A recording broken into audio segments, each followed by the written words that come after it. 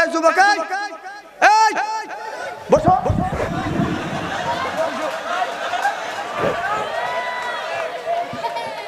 ওখানে মুইতে ভালা দিবে, ভ্যালু পাইছো নাকি? হ্যাঁ,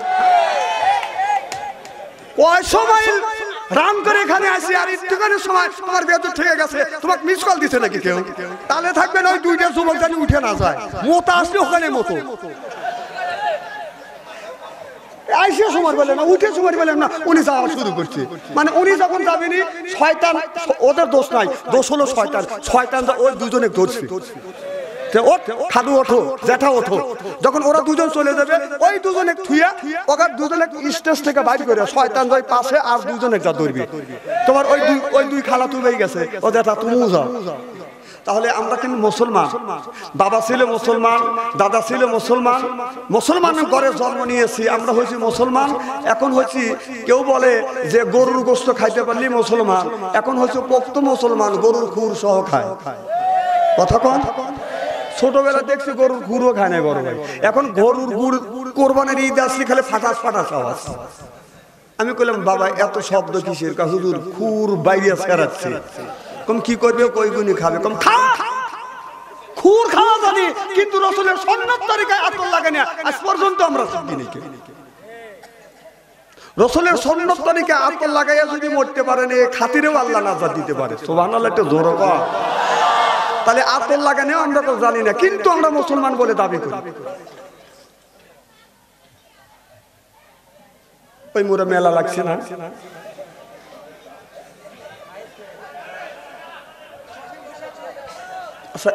ওই মুরা কারা? মা বোনেরা না? না, মা বোনেরা যেখানে থাকবে এখানে বেজাল বাইছি। এক বাদশা বলছিল, কথা শোনেন, ওয়াজ তো করবই। আপনাদের এই ইউনিয়নে মনে করি আমি প্রথম আসছি, না এর আগে আসি। ইনশাল্লাহ প্রাণ খুলে ওয়াজ করবো যদি আপনারা থাকেন। আসান তো ইনশাল্লাহ। কথাটা একটা উদাহরণ দিয়েই নেই। এক বাদশা বলতেছে, কেউ যদি আমাকে মিথ্যা কথা শুনাইতে পারে 1 লক্ষ টাকা তাকে পুরস্কার দেবো। কয় লক্ষ? 1 লক্ষ। বাংলাদেশে তো মিথ্যাবাদীর অভাব নাই, কি অভাব আছে? টুপি মাথায় দিয়ে যে মিথ্যাবাদীর নাম লেখা দিছে, মানুষ কে রে বাবা টাকা দেখছে অজগর আলাইহিস সালাম ওদের বড় শয়তান, তা তো আমরা জানি না। মানে মিথ্যাবাদীর অনুষ্ঠানে তারা আপনার নাম লেখা দিছে।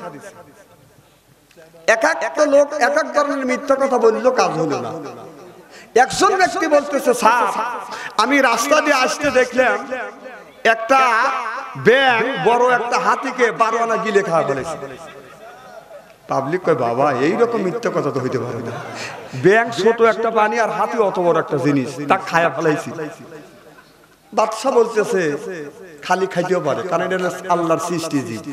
ব্যাঙ যদি হাতির চাইতে বড় হয়, একটা কেন 2টা খাওয়া স্বাভাবিক। কাজ কি হয়েছে? আর একজন বলতেছে, স্যার আমি রাস্তা দিয়ে আসতে দেখলাম যে হেলিকপ্টারের সাথে মশার ধাক্কা লেগে 33 জন মানুষ নিহত, 32 জন আহত। পাবলিক বলতেছে যে মিথ্যা কথা দেখছি, এইরকম মিথ্যা কথা লোক দেখিনি। এত মিথ্যাবাদী মানুষ, 1 লক্ষ টাকা অতিবাদী। বাদশা বলতেছে বিএমবিয়ান হেলিকপ্টার হলো মানুষ তৈরি, আর মশা হলো আল্লাহ তৈরি, যেই মশা দিয়ে নমরুদকে শেষ করছে। সুবহানাল্লাহ, এটা জোরে কর। মশার সাথে ধাক্কা লাগে হেলিকপ্টার অ্যাক্সিডেন্ট হয় পড়াই স্বাভাবিক। কাজ কি হয়েছে? আর একজন বলতেছে, স্যার আমি রাস্তা দিয়ে আসলাম, আসতে দেখলাম যে 6 জন মহিলা এক জায়গায় বসে আছে। দেখলাম একজন মহিলা একটা লোকের সাথে কথা বলতেছে, কোন মহিলা কারোর সাথে কথা বলতেছে না। বাদশা বলতেছে এর চাইতে মিথ্যা কথা বলা, এর চাইতে মিথ্যা কথা আল্লাহর জমিনে হয় না। 2 জন মহিলা বসে থাকলে একজন আর একজনের স্বামীর দুর্নাম করে, 6 জন মহিলা বসে আছে আর একজন একটা মহিলা কারোর সাথে কথা বলতেছে না, এর চাইতে মিথ্যা কথা আল্লাহর জমিনে হয় না। 1 লক্ষ টাকা পুরস্কার দিতে চাইলাম, তো 2 লক্ষ টাকা পুরস্কার দিল। আমার মনে হয় জ্ঞানী গুণী মা বোনেরা থাকলে এই কথাই যথেষ্ট। আপনারা তো ঠিক ঠিক করতেছেন, কথাটা কত বড় ওজনের কথা, মাথার মধ্যে কি নিছে?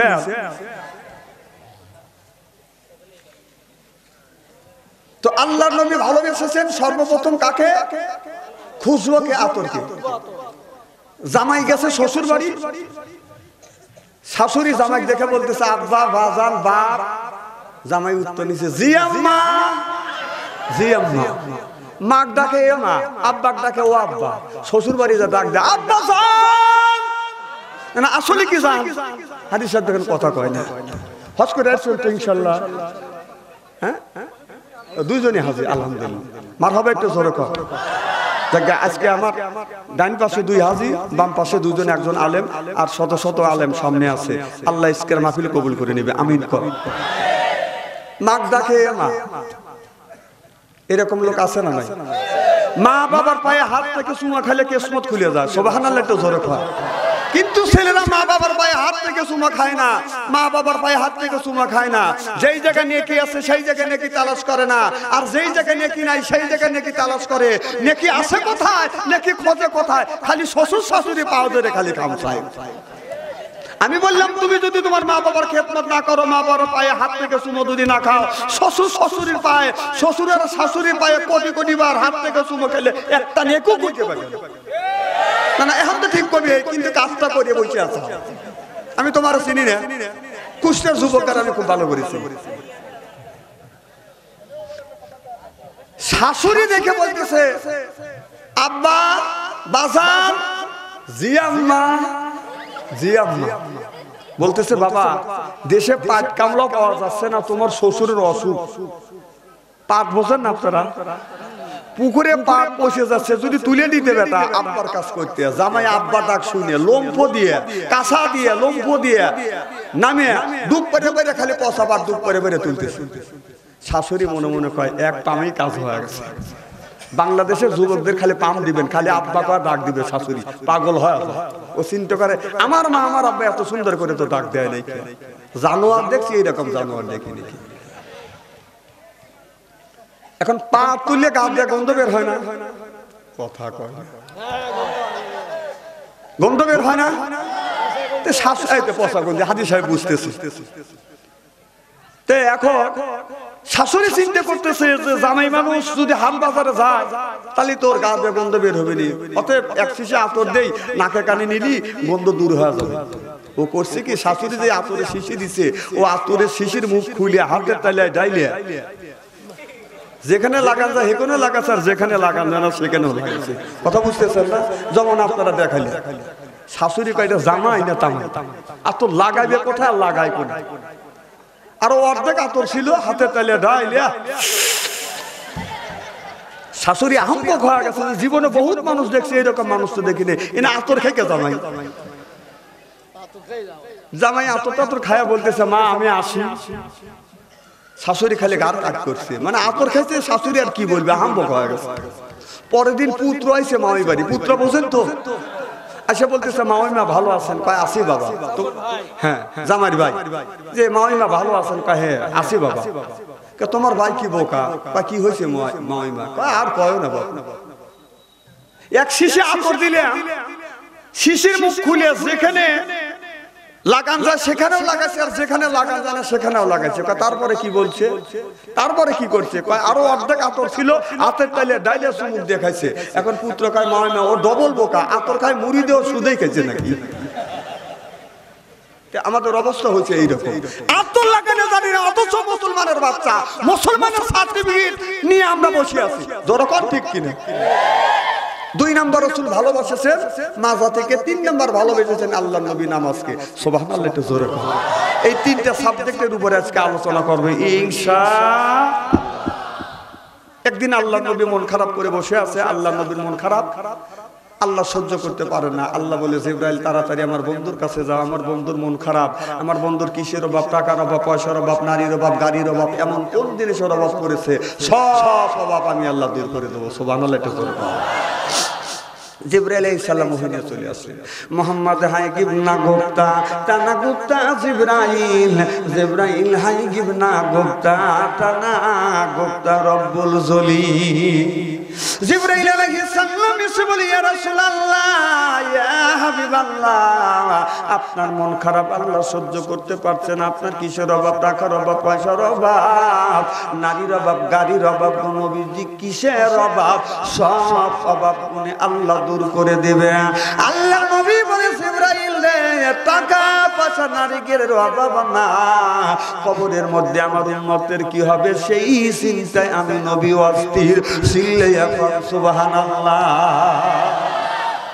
জিবরাইল আলাইহিস সালাম আমার নবীকে নিয়ে বডি সালমানের কবরের পাশে গেলেন, যাইয়া ডান পাখা দিয়ে হালকা আঘাত করলেন আর বললেন কুম বিইজনি ইল্লাহ, আল্লাহর হুকুমে আল্লাহর বান্দা জিন্দা হয়ে যাও। দেখা গেল কবরের মাটি ফাটতে লাগলেন, লাফাতে লাগলেন, কবরের ভিতর থেকে আল্লাহর একটি বান্দা বান্দান বের হয়ে আসলেন। এত সুন্দর চেহারা, মনে হয় তার চেহারা থেকে বান্দান নুন চুমকিচ্ছে। আকাশের তারা বলো, আকাশের তারা বলো ঝিলিমিলি জ্বলছে, হাবিব এসেছে, রাসূল এসেছে, আমার নবী এসেছে, হাবিব এসেছে। জোরে কর মারহাবা। এই দৃশ্য দেখানোর পর জিবরাইল আলাইহিস সালাম ডান পাখা দিয়ে হালকা আঘাত করলেন, আল্লাহর বান্দা কবরের মধ্যে বাদান চলে গেলেন।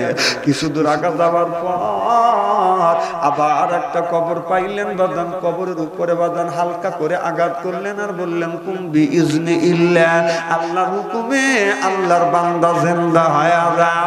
দেখা গেল কবরের মাঠে ফাটতে লাগলেন, লাফাতে লাগলেন, কবরের ভিতর থেকে আল্লাহর আরেকটি বান্দা বাদান বের হয়ে আসলেন, নীলা বর্ণের মতো চেহারা, পুরা বেগুন চুলার মধ্যে দিলে যেমন রং হয় ওই রকম কালো কুচ্ছি মানুষ বাদান বের হয়ে আসলেন।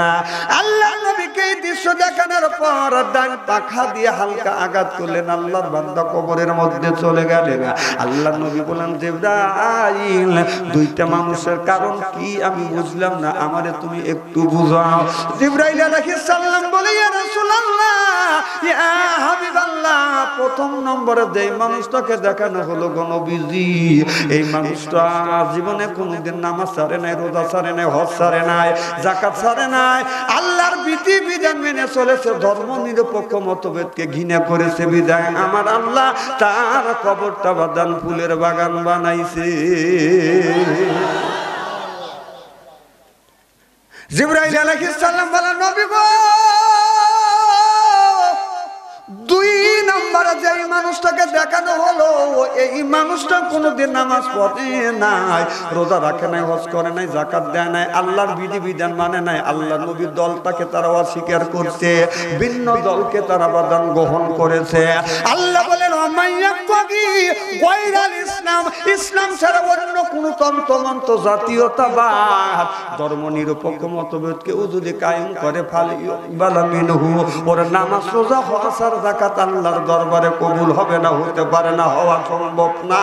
ওহুয়া ফিল আখিরাতে মিনাল খাসিরিন, আল্লাহর আদালতে ওই মানুষটা নামাজ রোজা হজ যাকাত করবার পরে আল্লাহর আদালতে বাদান আসামি হয়ে দাঁড়াবে। জোরে জোরে কোন নাউজুবিল্লাহ। মৌত কাউসের কুল্লু নাফসিন সাবিবু, মৌত কাউসের কুল্লু নাফসিন সাবিবু, আল কবর বাইতেন কুল্লু নাফসিন দাখিলুন, আল কবর বাইতেন কুল্লু নাফসিন দাখিলুন। আমার নবী হাদিস শরীফের মধ্যে আছে যে এই মানুষটা নামাজ পড়বে না, রোজা রাখবে না, হজ করবে না, যাকাত দিবে না, আল্লাহ আর নবীর বিধি বিধান মানবে না, ওই লোকটা যদি মারা যায় ওই লোকটার কবরের মধ্যে আগুনের বিষাক্ত সাপ দিবে। এই সাপটা ফজর নামাজ কাজা করার কারণে সাপটা ফজর থেকে জোহর পর্যন্ত কামড়াবে, জোহর নামাজ কাজা করার কারণে সাপটা জোহর থেকে আসর পর্যন্ত কামড়াবে, আসর নামাজ কাজা করার কারণে সাপটা আসর থেকে মাগরিব পর্যন্ত কামড়াবে, মাগরিবের নামাজ কাজা করার কারণে সাপটা মাগরিব থেকে ঈশা পর্যন্ত কামড়াবে। কবি বলে কোনখানে ঘুরিয়া বেড়া ইরারো পাহাড়, সরে বেড়া এই জগতে বিরাট জানোয়ার, এক এক কামড়ের জ্বালায় হাজার বছর যায়, এমনি করে কামড়াইবে লাখো লাখো বার। এ কুষ্ঠের যুবকেরা ভালো করে শোনো বাবা, আগুনের বিষাক্ত সাপ ওই কবরের মধ্যে যখন বাঁধান দেওয়া হবে, একটা বার করে যখন কামড় দিবে, এই কামড়ের যন্ত্রণায় এক নয় দুই নয় 1000 বছর পর্যন্ত জ্বালা যন্ত্রণা করতে থাকবে। তাহলে নামাজের দরকার আছে না বাজান? না। আল্লাহ এই কোরআন কারীমের মধ্যে 80 থেকে 82 জায়গা বললেন ওয়াকিমুস সালাহ, নামাজ কায়েম করো, ওয়াতুজ যাকাত, যাকাত আদায় করো, কুতিবা আলাইকুমুস সিয়াম, রমজান মাস আসতে রোজা রাখো। এ কথা কার? আল্লাহ। তাহলে আল্লাহ যদি নামাজের কথা 80 থেকে 82 জায়গা বলে, কোন জ্ঞানে তুমি নামাজ ছেড়ে দিলে? আমি একদিন দেখলাম একজন বুড়া মসজিদের পাশ দিয়ে যাচ্ছে আর বলতেছে, রাত্রি পোহাইবা ডাকি বাগানে আসিও, আসল বিছাইয়া দিমু আমার পাশে বসিও, গাইও আমার প্রেমের গান। নাউজুবিল্লাহ, একটু জোরে পানা। আমার একটা হাদিসের কথা মনে পড়ে গেল, হাসান ইবনে সাবরা রাদিয়াল্লাহু তাআলা হইতে হাদিসে বর্ণিত, ওয়ালা ক্বালা রাসূলুল্লাহ সাল্লাল্লাহু আলাইহি ওয়াসাল্লাম বলেছে, বিল বাসাই ওয়া জাররাই ওয়াহিয়াই বাসরিয়াজুল জান্নাহ, রাওয়াহুল বুখারী। সুবহানাল্লাহ বললেন না? হাদিস শরীফের মধ্যে আছে, অন্যায় যদি দেখো প্রতিবাদ করো, এটা হলো ইমানদারের নৈতিক লক্ষণ। সুবহানাল্লাহ বললেন না? আমি চিন্তা করলাম, বুড়ো মানুষ এই ধরনের অশ্লীল গান বাজনা করলো, আমি যদি প্রতিবাদ না করি আল্লাহর আদালতে হয়তো আমি আসামি হয়ে যাব। চাচা যখন বলতেছে রাত্রি পোহাইবার আগে বাগানে আসিও, আমি তখন সঙ্গে সঙ্গে বললাম, রাত্রি পোহাইবার আগে, রাত্রি পোহাইবার আগে মসজিদেতে যাইও, যাই নামাজ বিছাইয়া আল্লাহর নামাজ কালাম পড়িও, পড়িও আল্লাহর কোরআন, ও চাচা রে পড়িও আল্লাহর কোরআন। সুবহানাল্লাহ বললেন? চাচা আমার জবান থেকে এই গজলটা শুনবার পরে চাচা চোখের পানি ফেলে দিয়ে দিয়ে কান্দে। আমি বললাম, চাচা কেন তুমি কান্দো? চাচা বলে, বাতিজা জীবন ভরা লাইলি মজনুর শির বড়দের প্রেমের গান গাইছি বেটা, সব মানুষ আমাকে ওয়েলকাম আর স্বাগতম জানাইছে বাবা, এত সুন্দর করে কোরআন হাদিস দিয়ে আমাকে বুঝ দেয় না। ও বেটা, তুমি কোরআন দিয়া হাদিস দিয়া নামাজ দিয়া সুন্দর করে বুঝ দিলে আমার অন্তর চোখ খুলে গেল। আজকে থেকে তওবা করলাম, জীবনে আর কোনোদিন অশ্লীল গান বাজনা গাবো না, আল্লাহর ঘর মসজিদ কোনোদিন ছাড়বো না। চিল্লে এখন মারহাবা। খুব কি খারাপ লাগতেছে? চলবে তো ঘন্টাখানি, আর যদি ঘন্টাখানি আলোচনা করি শোনার জন্য রাজি আছেন তো? আচ্ছা, হাত তুলে দেখান তো, দেখে রাগ করবেন কারা কারা? না না, আপনাদের মন মানসিকতা খুব ভালো আছে, আমি অন্তর থেকে দোয়া করি আল্লাহ যেন জান্নাতে তার লোক নেক আমল শিখে দেয়। জোরে কান আমিন। হাদিস ওয়াজ কি খারাপ হচ্ছে? না না, খারাপ যদি হয় বলেন, ওয়াজ গুরু দেই। হাজার শেষে দেখে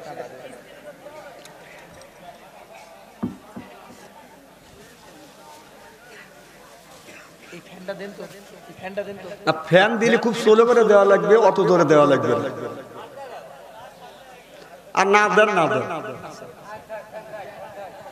আমার ভাইরা ভালো করে লক্ষ্য করে শুনো না, বলে এতে বাদান শুনতে হবে। আল্লাহর নবী আখিরি জামানার পয়গম্বর মুহাম্মদ রাসূলুল্লাহ সাল্লাল্লাহু আলাইহি ওয়াসাল্লাম রাস্তা দিয়ে হেঁটে যাচ্ছে, লক্ষ্য করে দেখে একটা উটনি বাদান গাছের সাথে বাদান বান্দা আছে।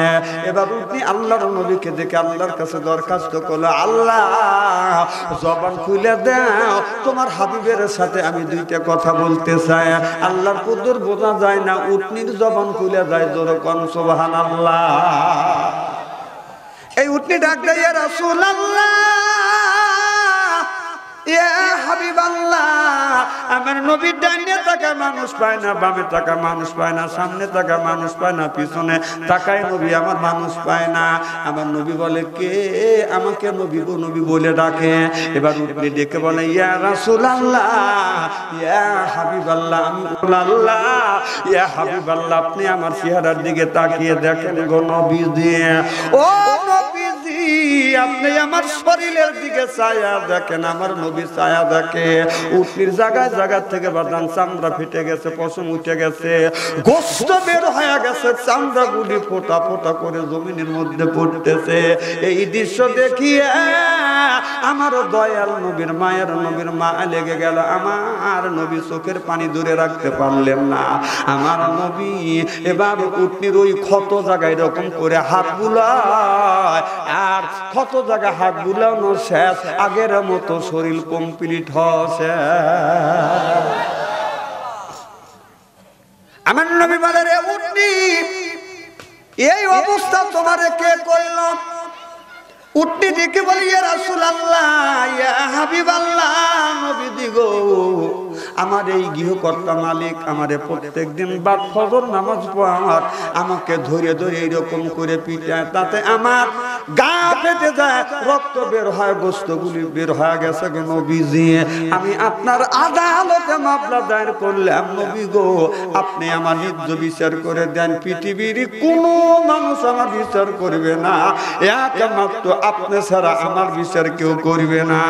আমার নবী উটের মালিককে ডেকে বলে, ও উটনির মালিক, তোমার উটনি আমার কাছে মামলা দায়ের করেছে, প্রত্যেকদিন বাদ ফজর নামাজ পর তুমি তোমার উটনিটাকে কেন পিটাও? এবার উটনি বলে, ইয়া রাসূলুল্লাহ, ইয়া হাবিবাল্লাহ, আমি পিটাই কেন পিটাই আপনি উটনির কাছে জিজ্ঞাসা করুন না। আমার নবী বলে, উটনি রে তুমি বলো তোমার মালিক কেন তোমারে পিটায়? এবার উটনি বলে, ইয়া রাসূলুল্লাহ, ইয়া হাবিবাল্লাহ, আমি তো আমার মালিককে পিটাই নাই, বরং আমার মালিক আমারে পিটায়। আপনি আমার মালিকের কাছে জিজ্ঞাসা করুন আমার অপরাধটা কি, আমার অন্যায় কি। আমি যদি অন্যায় করে থাকি তাহলে আমাকে মারুক, আমার কোনো দুঃখ নাই। ও নবীজি, আর যদি আমার কোনো অপরাধ না থাকে মালিককে নিষেধ করে দেন, এই মালিক যেন আর যেন আমাকে না পিটায়। নবী গো আমার শরীরটা জর্জরিত হয়ে গেছে।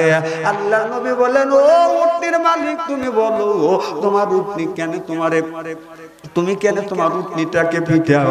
উটনির মালিক বলে, ইয়া রাসূলুল্লাহ, ইয়া হাবিবাল্লাহ, প্রত্যেকদিন সন্ধ্যার সময় পেট ভরে খাওয়াইয়া রশি দিয়া কাশি দিয়া গোয়াল ঘরে আমার উটনিটাকে বেঁধে রাখি।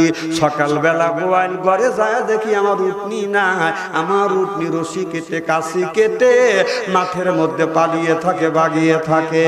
ও নবীজি, শীতের মধ্যে আমার প্রত্যেকদিন কষ্ট দেয়, আমি আমার উটনিটাকে ধরিয়ে ধরিয়ে এনে এইরকম করে শাসন করিয়ে। আল্লাহ নবী বলেন, উটনি তুমি বলো তোমার মালিককে তোমাকে পেট ভরে খেতে দেয় না? এবার উটনি চোখের পানি ফেলে দিয়ে কান্দে আর বলে, ইয়া রাসূলুল্লাহ, ইয়া হাবিবাল্লাহ, নবীজি গো পেট ভরে খাবারের জন্য নাই গো নবী, আমি একদিন রাস্তা দিয়ে আসতেছিলাম, আমার মালিক মাঠের থেকে সরাইয়া গাছ খাওয়াইয়া রাস্তা দিয়ে যখন বাড়িতে আনতেছে, আর আপনি আপনার সাহাবীদের নিয়ে আপনি ওয়াজ করতেছেন, বলেছেন যে এই মানুষটা ঈশার নামাজ না পড়ে বিছানায় ঘুমিয়ে পড়বে, ওই বাড়িতে আল্লাহর গজব বর্ষিত হবে। ইয়া রাসূলুল্লাহ, ইয়া হাবিবাল্লাহ, আমার মালিক 5 থেকে না 5 ওয়াক্ত নামাজের মধ্যে 4 ওয়াক্ত নামাজ পড়ে, আর ঈশার নামাজ না পড়িয়া বিছানায় ঘুমোতে যায়। ও নবীজি, আপনার কথা কোনোদিন মিথ্যা হবে না গো নবীজি, আল্লাহর গজব পড়বে, কারণ আমার মালিক নামাজ পড়ে না, এই জন্য ওই বাড়িতে আল্লাহর গজব পড়বে। আমি মায়ের ভয়ে না, খাবারের জন্য না, আল্লাহর গজবের ভয়ে রশি কেটে কাশি কেটে মাঠের মধ্যে পালিয়ে থাকি। কখন জানি আল্লাহর গজব পড়বে মালিকের বাড়িতে, ওই গজব আমি পড়ব। আমি আল্লাহর গজবের ভয়ে রশি কেটে কাশি কেটে মাঠের মধ্যে পালিয়ে থাকি। সিল্লে এখন মারহাবা। উটের জবান থেকে মালিক এই কথা শুনিয়া চোখের পানি ধরে রাখতে পারেন না, উটনির মালিক ধাঁধা করে চোখের পানি ছেড়ে দেয়। আর আমার দয়াল নবী বিশ্ব নবীর হাত মোবারক জড়ো ধরে বলে, ইয়া রাসূলুল্লাহ, ইয়া হাবিবাল্লাহ, আমার উটনি যা বলেছে ঠিক বলেছে গো নবীজি। 5 ওয়াক্ত নামাজের মধ্যে আমি ঈশার নামাজ না পড়ে ঘুমাতে যাই। আর আপনি বলেছেন যেই মানুষটা ঈশার নামাজ না পড়ে বিছানায় ঘুমোতে যাবে আল্লাহর গজব বর্ষিত হবে। নবী গো, আল্লাহর গজব দেখে উটনি ভয় পায়, আমি মানুষ ভয় পাই না। ও নবীজি, আজকে থেকে তওবা করলাম, হায়াতে জিন্দেগিতে আল্লাহ যতদিন আমাকে বাঁচা রাখবে এক ওয়াক্ত নামাজ কাজা করব না, আল্লাহর ঘর মসজিদ কোনোদিন ছাড়ব না। চিল্লে এখন সুবহানাল্লাহ, নারে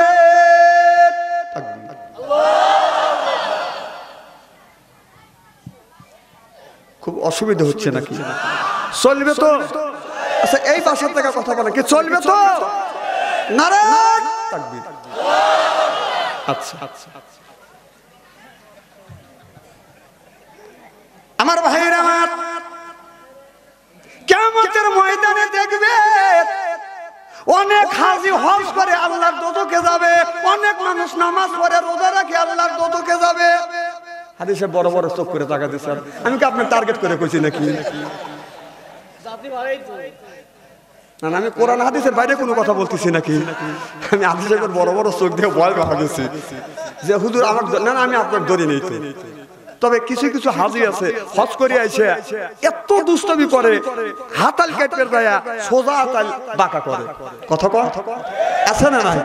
আচ্ছা হাজি, তুমি আসরের নামাজ পড়লে ভালো কথা, তুমি একজন হাজি মানুষ নামাজ পড়ে শাস্তালে যাবে, যাও শাস্তালে যাই এক কাপ চা খায়া তুমি চলে আসো। হাজি সাহেব যা শাস্তালে যায় তার উপরে ঠ্যাং তুলে জাকায় আর চা খায়, ছাপনুর আর সাবির খানের ছবি দেখে। জনগণ ঠিক কিনা? এইরকম হাজি আছে না নাই? স্বীকার করছে হাদিস সাহেব, দেখছে। আচ্ছা, আমি কি অবাস্তব কথা বলতেছি নাকি? কোরআন হাদিস বর্তমান প্রেক্ষাপট মিলিয়ে মিলিয়ে আমি স্টেরি করে দিয়ে যাবো আজকে। হয় কুষ্টিয়া জেলায় আসবো, না হয় না আসবো। এক কুষ্টিয়া জেলা বাচ্চাদের ওয়াজনা করলে কি হবে?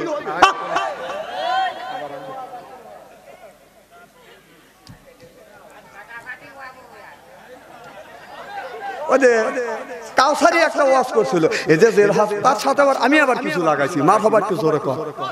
আল্লাহ যেন মাওলানা কাউসারি সাহেবকে আল্লাহ জান্নাত নসিব করে, আমিন কর।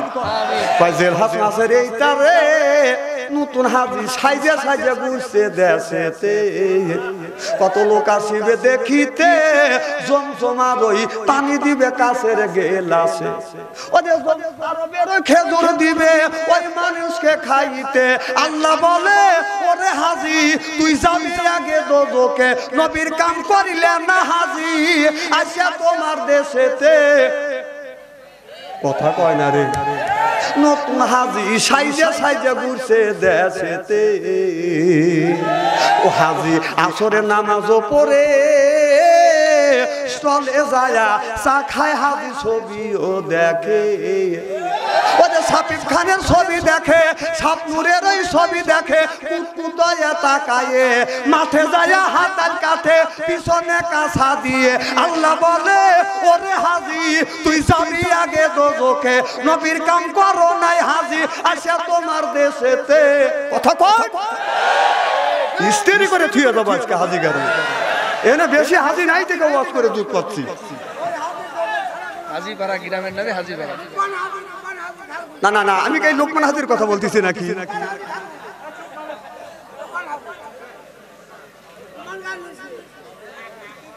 আচ্ছা, আমি হাজির নাম ধরে বলছি কি, এইরকম হাজি আছে না নাই?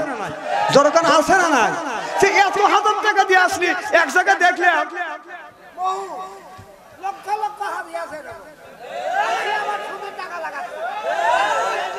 মহা যন্ত্রণা হয়ে গেল। না না, সব ওয়াজ যদি আপনি করেন তাহলে টাকা পয়সা দিয়ে আমাকে নিয়ে এসছেন কে?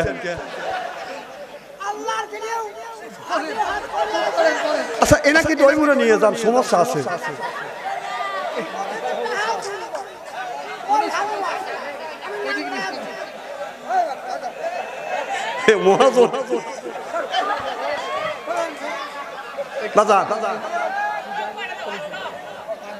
কথা বলা যাবে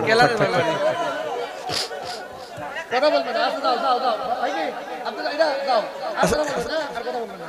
এদিক তাকা, চেহারা কি একবারে খারাপ নাকি? মাশাআল্লাহ, কোন দিকে তাকাবেন না। আলেম যতই কালে হোক তার চেহারার দিকে তাকালে সবিরে গুণ আল্লাহ মাফ করে দেয়। হায় রে সুবহানাল্লাহ, জোরে কর সুবহানাল্লাহ। মানে এখানে সুবহানাল্লাহ করবে কে?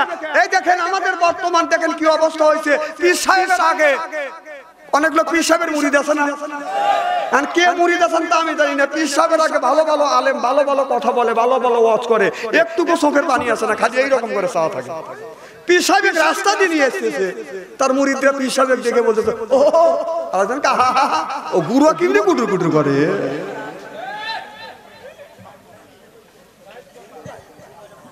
আন্ডাইট কথা বাচ্চু আনসারি করে। তো কি জানি বলতেছিলাম,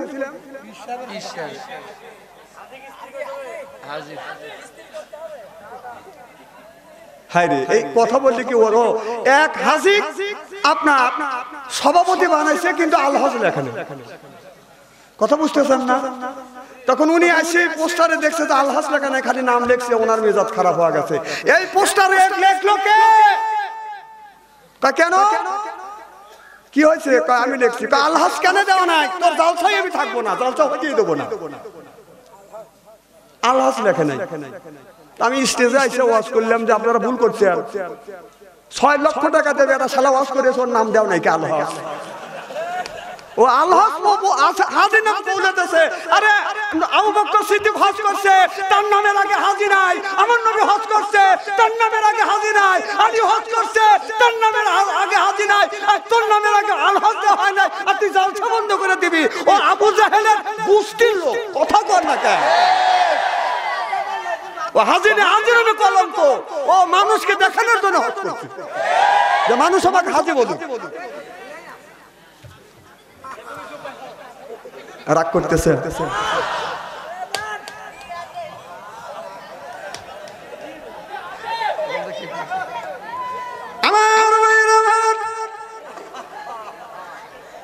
আচ্ছা ওই পাগলে কি ভিডিও করা লাগবে?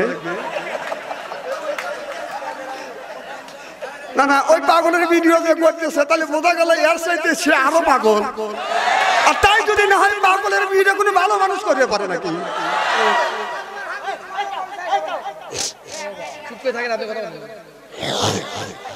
আপনি যদি কথা বলেন আমার ওয়াজটা নষ্ট হয়ে যাবে। এই যে ওয়াজের মাথায় খায়া ফেলছেন আপনি। আমার ভাইয়ের আমার মুসলমান ভাইয়ের আমার হাবিবের উম্মতেরা ভালো করে লক্ষ্য করে শুনুন। আল্লাহ বললেন ইন্নাল্লাযিনা আমানু, ইন্না মানে নিশ্চয়ই আল্লাযিনা যাহারা ঈমান আনবে ওই আল্লাহর উপরে, ওয়া আমিলুস সলিহাত, আর যারা নেক কাজ করে 1 নাম্বার ঈমান, আর যারা 2 নাম্বার নেক কাজ করবে। 1 নাম্বার ঈমান আনবে আর 2 নাম্বার যারা নেক কাজ করবে, আল্লাহ বলে কান্নাতুল্লাহুম জান্নাতুল ফিরদাউস নুজুলা। সুবহানাল্লাহ বললেন না? 1 নাম্বার ঈমান আনবে আর যারা 2 নাম্বার নেক কাজ করে ওই মানুষটা যখন জান্নাতে যাবে 70,000 হুর আসবে, রিসিপশন করে জান্নাতে নিয়ে যাবে। ওই মানুষটাকে যখন আল্লাহ জান্নাতে নিবে 70,000 হুর আসবে, রিসিপশন করে বাদান নিয়ে যাবে। হুরের এক একটা হুরের চেহারা বাদান এমন হবে, এই হুর ভুল করিয়া পৃথিবীর জমিনে যদি থুতু ফেলতো তামাম বিশ্বের মাটিতে বাদান আতরের মতন গ্রান হয়ে যাইতো।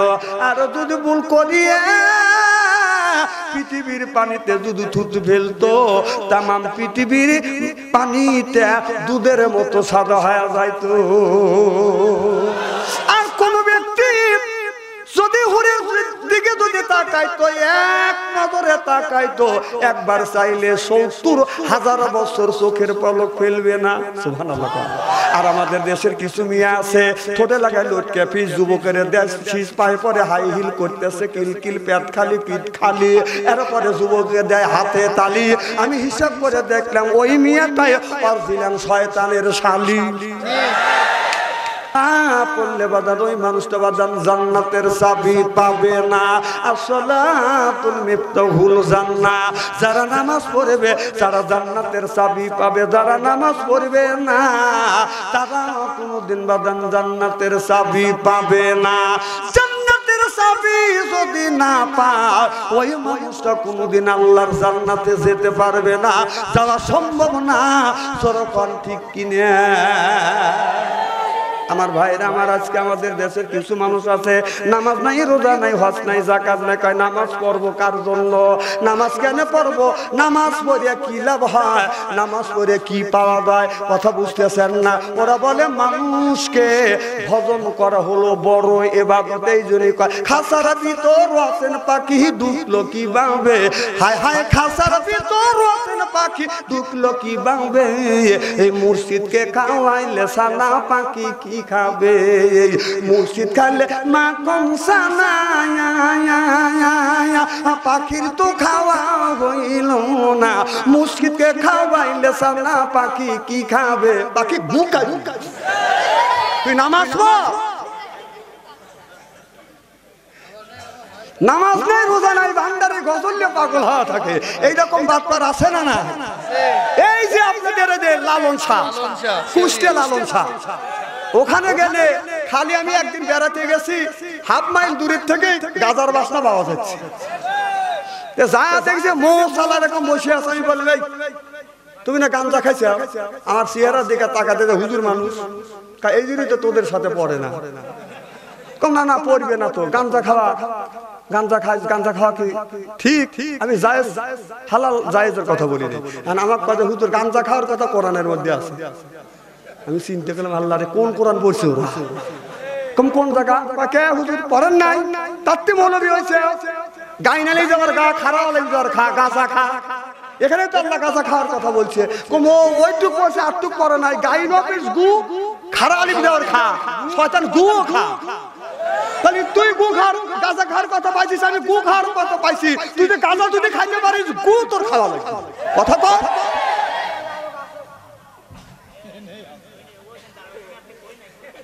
তারপরে যে লালনের বাবার নাম নাই, ওর জন্মের ঠিক নাই, লালনের ইতিহাস আমি গবেষণা করছি, পড়ছি, 6 বছর গবেষণা করে দেখছি যে ওর বাপের নামই ঠিক নাই। আর যে বাপের নাম ঠিক নেই ও তো জানক সন্তান, যে জানকের কথা আমি একটা শুনবো না। ও কি কোনো আল্লাহর ওলি যার কথা কোন আমি শুনবো? আবার এই লালন এত খারাপ খারাপ কথা বলছে, তারই ভক্ত হয়ে গেছে। বাংলাদেশের মেয়েরা ও যদি পাইতো এখন স্যান্ডেল দিয়ে পিটে। সেই লালন কি কথা বলছে বলবো কি একটু? সে লালন বলছে ওদের সোনার দিলে হয় মুসলমান, নারী জাতির কি বিধান। নাউজুবিল্লাহ, একটু জোরে কর। নারীদের সুন্নাত, পুরুষের সুন্নাত আছে, নারীদের সুন্নাত নাই। ওই এই কথা বলি, এত খারাপ খারাপ কথা বলছে। ও যদি বৈধভাবে সন্তান হইতো এই ধরনের কথা কোনোদিন ও বলতো না। কথা কর। আদম থেকে শুরু করে ইব্রাহিম আলাইহিস সালামের আগ পর্যন্ত কোন নবী রাসূল সুন্নাতে খাতালে না। সুন্নাতে যদি মুসলমান হয় তাহলে আমার কথা হলো যে সুন্নাতে ও মরে গেছে দিকে বাঁচিছে, নইলে ওর সাথে আবার একটা মারামারি হওয়া যেত। কারণ সুন্নাতে যদি মুসলমান হয় তাহলে এই যে খাসি মুরগি কাটা দেয় তাহলে ও মুসলমান।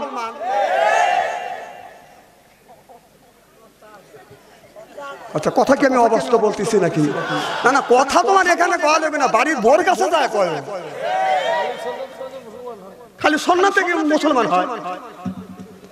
আমার ভাইয়ের আমার, আল্লাহর নবী আখিরে জামানার পয়গম্বর মুহাম্মদ রাসূলুল্লাহ সাল্লাল্লাহু আলাইহি ওয়াসাল্লাম যখন বাদান দুনিয়া থেকে বাদান বিদায় হয়ে গেলেন, আমার নবী দুনিয়া থেকে যখন বিদায় হয়ে গেলে হযরতে আবু বকর সিদ্দিক রাদিয়াল্লাহু তাআলা আনহু বললেন চলো যাই, আমার নবীকে দাফন করা লাগবে। আর কেউ বলল নবী মারা গেছে, আর হযরত ওমর একটা রাঙা তরবারি হাতে নিয়ে বলল যে বলবে নবী মারা গেছে, আমি ওমর আমার এই তরবারি তার আপনার দর থেকে কাল্লাটা আলাদা করে দিব। চিল্লাইয়া কর মারহাবা। হযরত আবু বকর বললেন নবী মারা গেছে। হযরত ওমর বলল বাদান আমার নবী বাদান মারা যায় না। আবু বকর বললেন নবীকে দাফন করা লাগবে। ওমর বলে আমার নবী মারা যায় না। দুই দলে বাদান বিভক্ত হয়ে গেছে। কথা বুঝতেছেন না? আমাদের দেশের মধ্যে দলে দলে বাদান গ্রুপ হয়। কথা কয় এক একটা দলের 32টা গ্রুপ। কয় গ্রুপ? এই যে একটা দল ছিল সেই দলের গ্রুপ এক থানার মধ্যে 53টা গ্রুপ। কিন্তু ইসলামী দল যারা করে তাদের কোনো গ্রুপ নাই, গ্রুপটা হলে একটাই, সেটা হলো আল্লাহর গ্রুপ। সুবহানাল্লাহ। এই দেখেন বাংলাদেশে আওয়ামী লীগ করেন, বিএনপি করেন, আর জাতীয় পার্টি জাতীয় বেঈমান। কি বেঈমান? এই জাতীয় বেঈমান করে না, সেই দলই করে। প্রত্যেকটা দলের মধ্যে গ্রুপ ভাগ করা আছে। আপনারা দেখেন যারা ইসলামী আন্দোলন করে, জামায়াতে ইসলাম করে, একটা গ্রুপ দেখান তো দেখি, দেখান একটা গ্রুপ দেখান। কারণ ওরা টাকার জন্য রাজনীতি করে না, ক্ষমতার জন্য রাজনীতি করে না, ওরা রাজনীতি করে আল্লাহর দ্বীন প্রতিষ্ঠিত করবার জন্য। ওরা কারোর টাকা খায় না, বাবার পকেটের টাকা খরচা করে রাজনীতি করে। কোরআনের মধ্যে আছে ইন্নাল্লাহা আশতারা মিনাল মুমিনিনা আনফুসাহুম ওয়া আমওয়ালাহুম বিআন্না লাহুমুল জান্নাহ। আপনার আল্লাহ বলেছেন তোমাদের জান আর মালের বিনিময়ে তোমার আমার জান্নাতটাকে ক্রয় করে নাও। সুবহানাল্লাহ। জোরে কর। তাহলে আল্লাহ বলল তোমাদের জান আর মালের বিনিময়ে জান্নাতটাকে ক্রয় করো। এ কথা কার? তাহলে এই আয়াতের উপরে বাংলাদেশে কোন দলটা আছে একটু দেখান। জামাত ইসলাম। দেখান একটা দেখান।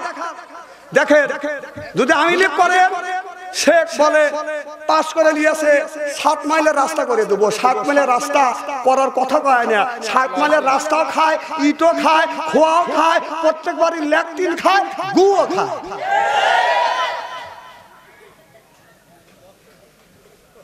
তাহলে তারা দান্দা করে জনগণের তা খাওয়ার জন্য। কি করে? কথা কয় না। কি করে? দান্দা করে পরে তা খাওয়ার জন্য। দুনিয়ায় যতগুলি দল আছে প্রত্যেকটা দল দান্দা করে পরে তা খাওয়ার জন্য। কিন্তু নিজের গাছের থেকে খরচ করে রাজনীতি কোন দলটা করে দেখান। কোন দলটা করে? যদি বলেন আওয়ামী লীগ অথবা বিএনপি অথবা জাতীয় পার্টি, একটা দল করে না। তাই যদি করতো, নিঃস্বার্থে যদি আপনার দল করতো, তাহলে জনগণের কোটি কোটি টাকা মাইরে খেত না। যে এমপি মন্ত্রী ধরা পড়ে 400 কোটি 500 কোটি 1000 কোটি টাকা ধরা পড়ছে। যে 4000-5000 কোটি টাকা জনগণের তা লুটে খাচ্ছে, তার পক্ষে কিছু দালাল ছাপাই গায়। কথা কর। তাহলে বোঝা গেল ও অন্যায় করে, অন্যায়কারীকে সমর্থন করে। যে অন্যায় করে, যে অন্যায়কারীকে সমর্থন করে, উভয় সমান দোষী। এখন উচিত কথা বললে কিছু লোক উঠে যাবে, বুঝতে হবে ওই লোকটাই আওয়ামী লীগ করে। 16টা বছর জ্বালাইছে, 16টা বছর জ্বালাইছে। এখন দোয়া ইন্নুস পড়ো। ডাক্তার ইন্নুস যতদিন আছে একদিন দোয়া ইন্নুস পড়ো।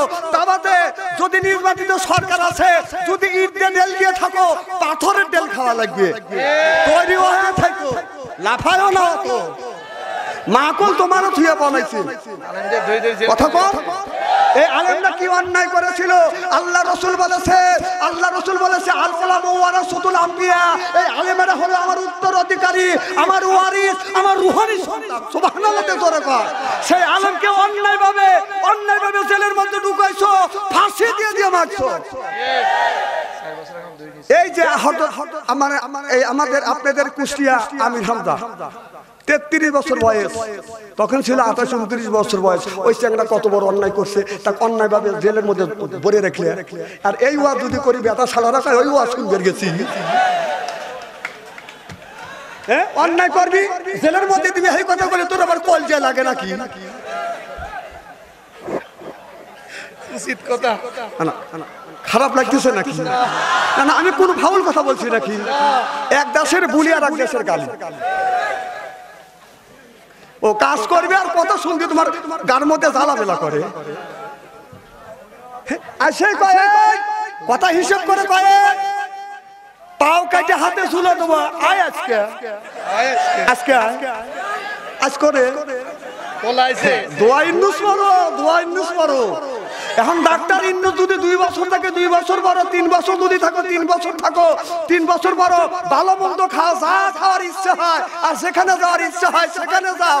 যদি নির্বাচিত সরকার আছে তাদের খবর আছে, খবর আছে। 16 বছর বানাইছে। আবার কয় যে নাই বিএনপি ভর্তি হবো, নাই জামাতে ভর্তি হবো। জামাতে তো লিবেই নেই। জামাতে ভর্তি হলে ঠেলা আছে, 5 ওয়াক্ত নামাজ পড়া লাগবে। মিথ্যা কথা বলা লাগবে না, বলা যাবে না। মানুষের কাছে দাওয়াত দিতে হবে, কোরআন পড়তে হবে, গাছের টাকা দিয়ে রাজনীতি করা লাগবে। তুই মানুষের টাকা খাচ্ছিস, তুই আবার দিবি? তো চিনি না।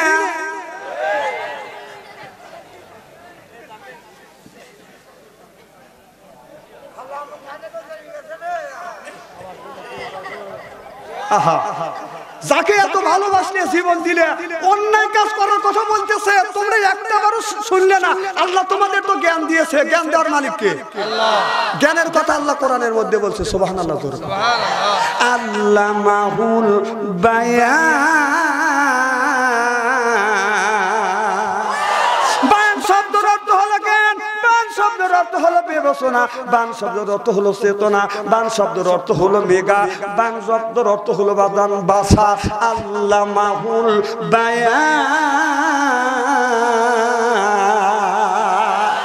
আল্লাহ তোমাকে জ্ঞান দিল, এই জ্ঞান দিয়া তুমি একটু তো যাচাই বাছাই করলে না, এটা অন্যায়, অন্যায় কাজ করা যাবে না। অন্যায় যে করবে তাকে সমর্থ করা যাবে না। কোন জ্ঞানে তাকে তুমি সমর্থ করলে?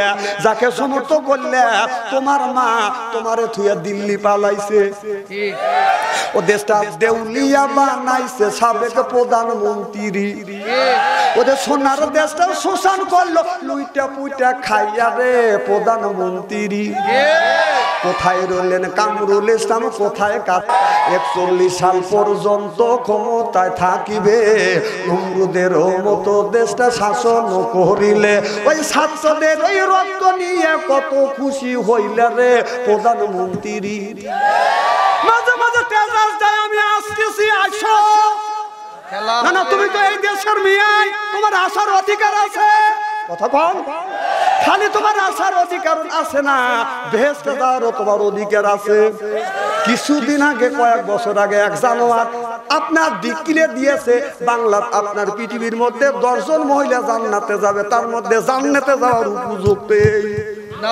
তুমি যদি জান্নাতে যাওয়ার উপযুক্ত হও, তাহলে তোমার সন্তানদেরকে থুইয়া তুমি দিল্লি কিসের লেগে পালালে? আসো, তোমার জান্নাতে ঢুকাবো।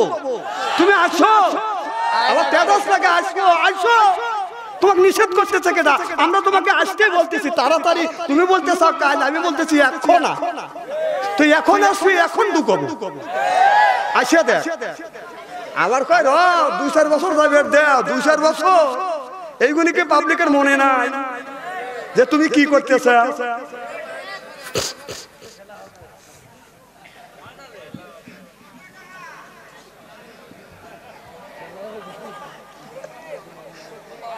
খারাপ লাগতেছে নাকি? আমার ভাইয়ের, আমার হযরত আলী,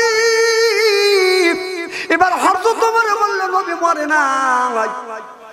আর আবু বকর সিদ্দিক বলছে আমার নবী বাদান মারা গেছে। এইটা নিয়ে 2 দলে বাদান বিভক্ত হয়ে গেছে, 2 দলে বিভক্ত হয়ে গেছে। শুধু মারামারি হয় নাই, একজন বলে ওমর বলে নবী মরে নাই, আবু বকর বলতে নবী মারা গেছে। এইটা নিয়ে দ্বন্দ্ব হয়ে গেছে। ইতিমধ্যে হযরত আলী এসে বাদান উপস্থিত হয়ে গেল। হযরত আবু বকর সিদ্দিক আলীকে দেখে দেখে বলতেছে, আলী রে তুমি আমার পক্ষে আসো, আর তুমি যদি আমার পক্ষে আসো ওমরের খাওয়া নাই, তুমি যদি পক্ষে আসো আলী হলো আসাদুল্লাহিল গালি, আল্লাহর বাগ, আল্লাহর সেনাপতি। হযরত আলী যদি আবু বকরের পক্ষে যদি যায়, ওমরের মতন 100 জন ওমরও আলীর হাতে বাদান পারবে না। চিল্লাই কর মারহাবা। তা কি হয়েছে? আল্লাহ নবী বলেছে, আমার নবী বলেছে, আমি নবী এলেমের শহর, আলী হলো তার দরজা। আনা মাদিনাতুল ইলমি আলিমুম বাবুহা। আমার নবী বললেন, আমি নবী এলেমের শহর, আলী হলো দরজা। তোমরাও যদি কোনো সমস্যায় পড়ো আলীর কাছে যাও, আলী ফয়সালা করে দিবে। আলী বলতেছে তাহলে আমি আলীর কাছে যা বলতেছে, আলী বলতেছে কি হয়েছে? ওমর বললে আমার নবী মরে নাই, যে মরার কথা বলবে এই যে তরবারি। আর হযরত আবু বকর সিদ্দিক বলেন নবী মারা গেছে। এই যুবক এই বসো,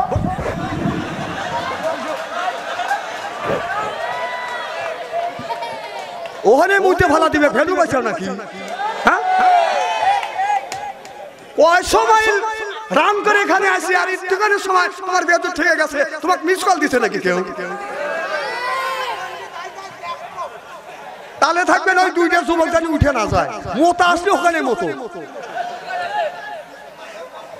আইসে সময় বলে না, উঠে সময় বলে না, উনি যাওয়া শুরু করছে। মানে উনি যখন যাবেনি শয়তান, ওদের দোষ নাই, দোষ হলো শয়তান। শয়তান ওই দুজনে ধরছে, খাদু ওঠো, জ্যাঠা ওঠো। যখন ওরা দুজন চলে যাবে ওই দুজনে থুইয়া ওখানে দুজনে স্টেজ থেকে বাইর করে শয়তান যাই পাশে আর দুজনে যা ধরবে। তোমার ওই দুই খালা তুলেই গেছে, ও জ্যাঠা তুমিও যাও। এইরকম করতে করতে শয়তান আমাদের পিছনে লেগে আছে। কথা কর। আচ্ছা, আখিরি মোনাজাত করিয়া যাওয়ার মতো মন মানসিকতা কি আপনাদের আছে? যাদের আখিরি মোনাজাত করিয়া যাওয়ার মন মানসিকতা আছে, এই স্পিরিট আছে, কোরআন শরীফ ছুঁয়ে বলছে তারা হাতের ওয়াদা দিবেন। যাদের স্পিরিট নাই তারা জানি হাত তুলেন না, আল্লাহর আগে থাকে। আমি তাকবীর দেবো, হাত তুলে দেখান। নারায়ে তাকবীর, হাত টান টান করেন, টান টান করেন। দেখেন তো কোন লোকটা হাত তোলে নাই। হ্যাঁ, তাকে দেখেন যে লোকটা হাত তোলে নাই বুঝতে হবে ওই ইসলামের ক্ষতি করবে। রাজি রাজি, হাত নামা। এখন দেখি কে উঠে যায়, একটা বানুন দিয়ে নিলেন। জামিন দিয়ে নিলেন।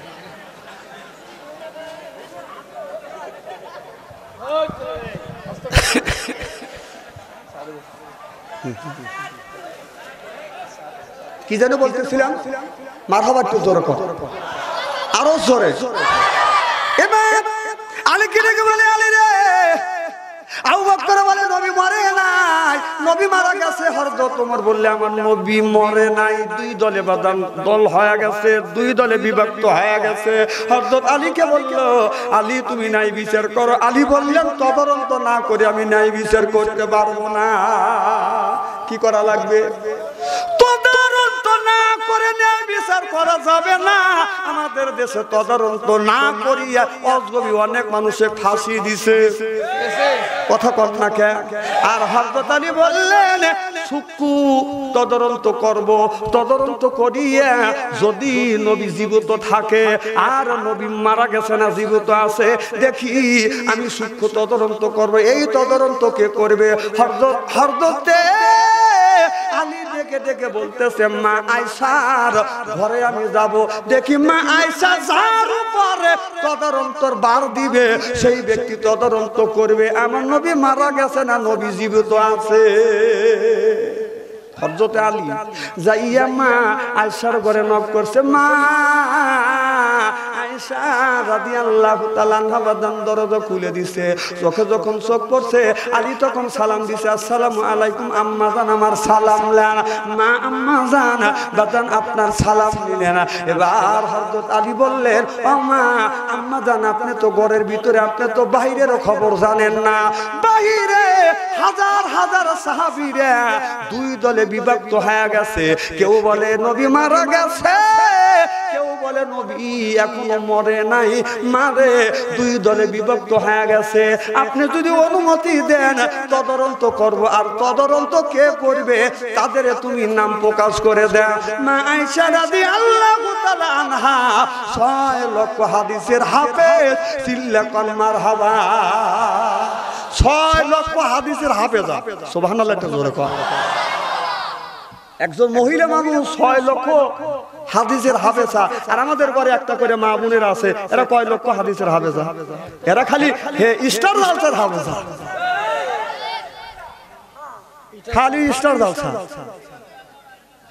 আমার মায়ের আমার মা আয়েশা এমন মানুষ, নবী দিনের দাওয়াত দিয়ে যখন আয়েশার ঘরে দরজা দাঁড়াইতো, এবার নবী এসে আয়েশার ঘরে নক করতো, আয়েশা একটা ডাকে দিত, মা আয়েশা তাড়াতাড়ি করে দরজা খুলে দিত। সুবহানাল্লাহ। নবী বলে, আয়েশা রে আমি রাত 12টায় 1টা 2টার সময় তোমার ঘরে দরজার পাশে দাঁড়াইছি, একটা ডাকের বেশি 2টা ডাক দেই না। আয়েশা তুমি কি ঘুমাও না?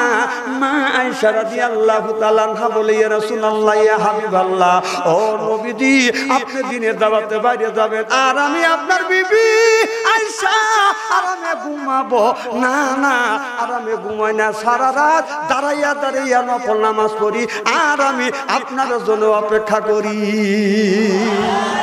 আর আমাদের ঘরে ঘরে একটা করে আশা আছে। কুষ্টিয়া শহর থেকে আসিয়া রাত 12টার সময় আসিয়া যদি নক করেন, আয়সা খবর নাই, ও আয়সা কোনো জবাব নাই, ও আয়সা আশা উত্তর দেয় না, একই একই। তাহলে হেও আয়সা এও আয়সা। সেই আয়সা বললেন, হযরত আলী বললেন, মা আয়েশা আপনি যারে তদন্ত করার দাঁড় দিবেন সেই তদন্ত করবে। মা আয়েশা বললেন, তদন্ত করবে যে 1 নাম্বার সাহাবী চিল্লাইয়া কালমার হাওয়া। 1 নাম্বার কে? হযরত আবু বকর সিদ্দিক। সুবহানাল্লাহ। এবার হযরত আলী এসে বললেন, আমি মা আয়েশার কাছ থেকে খবর আনলাম, মা আয়েশা তদন্তর বার, মা আয়েশা তদন্তর বার দিয়েছে হযরত আবু বকর সিদ্দিকের উপরে। এবার হযরত ওমর বলল, ভাই আবু বকর যান আপনি তদন্ত করে দেখেন নবী মারা গেছে না আপনার জীবিত আছে।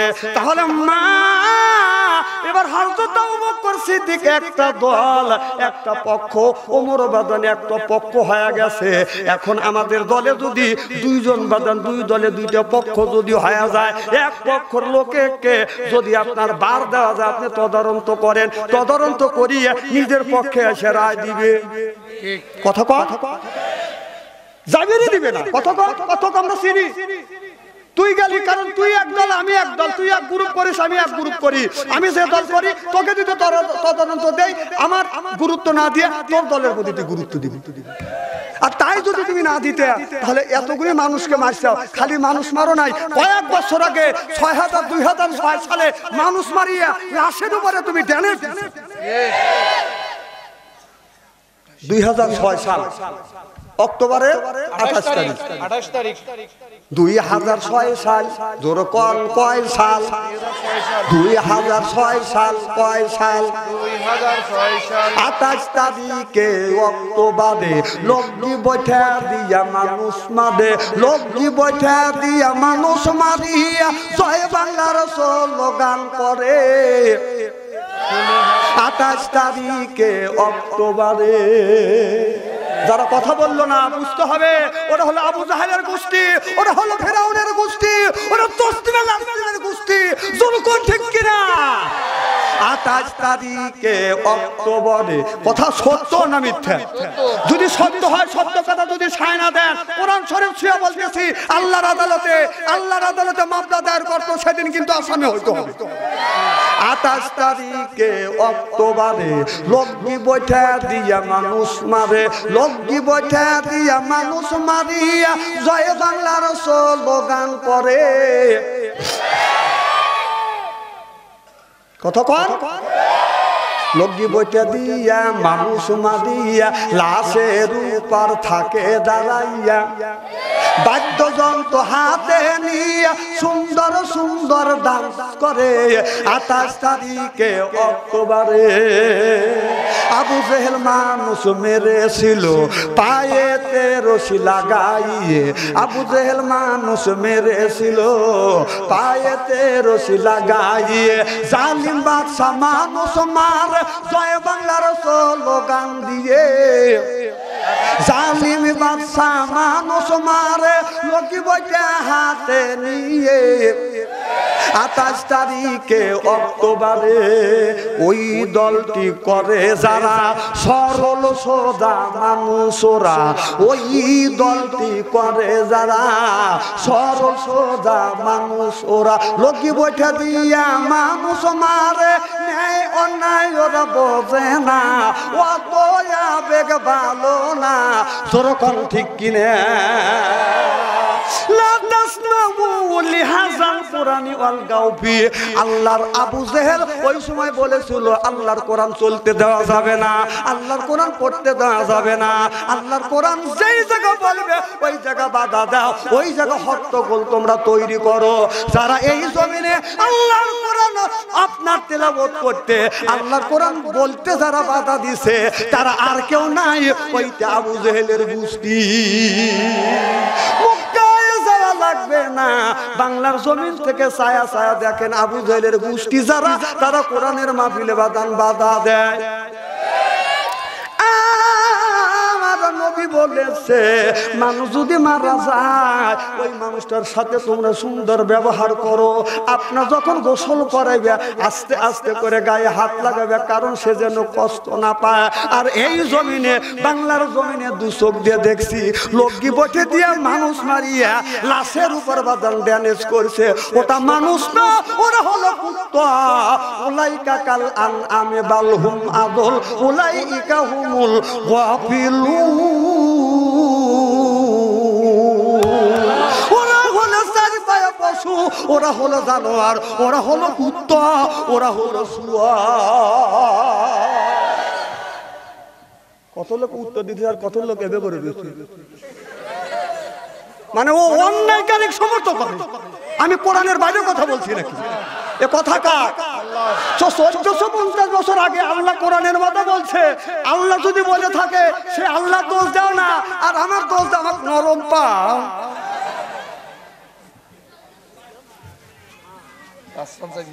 হাদিস সাহেব খারাপ লাগতেছে না? হাদিস সাহেব না, ঠিকই কইতেছে। আরে সে যার ভিতরে ঈমান আছে, ঈমানের স্পিরিট আছে, সে সত্য কথা তো সায় দিবে। কথা বল না কে? সত্য কথা বলছে। কারণ কোরআন থেকে, কোরআনের বাইরে আমরা কোনো কথা বলি না। কোরআন দিয়া বর্তমান প্রেক্ষাপটে মিলে মানুষকে বুঝানোর জন্য চেষ্টা করি। আল্লাহ বলেছেন মানুষকে বুঝাও, যুক্তি দিয়ে দিয়ে বুঝাও।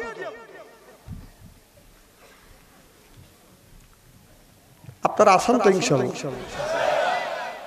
আমার ভাইয়ের আমার এটা 12টা দর 1.5 ঘন্টা আলোচনা হয়ে গেছে, আর 15 মিনিট আলোচনা করবো। আসান তো ইনশাআল্লাহ? নারায়ণ তাকবীর। আমার ভাইয়ের আমার ভালো করে লক্ষ্য করে শুনুন, আমলে নিয়তে বদান শুনতে হবে। মা আয়েশা বললেন আবু বকর সিদ্দিক তদরন্ত করবে।